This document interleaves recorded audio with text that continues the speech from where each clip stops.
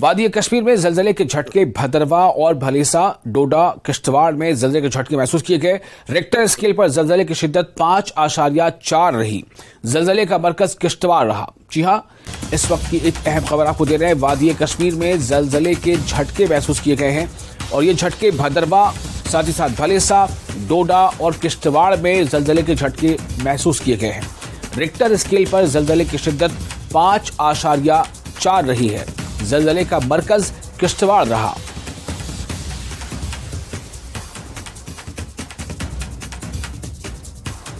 तो वादी कश्मीर में एक बार फिर जलजले के झटके महसूस किए गए। कई इलाकों में लोगों ने जलजले के झटके महसूस किए हैं। खासतौर से भदरवा और भलेसा और डोडा के साथ साथ किश्तवाड़ में भी जलजले के झटके महसूस किए गए हैं।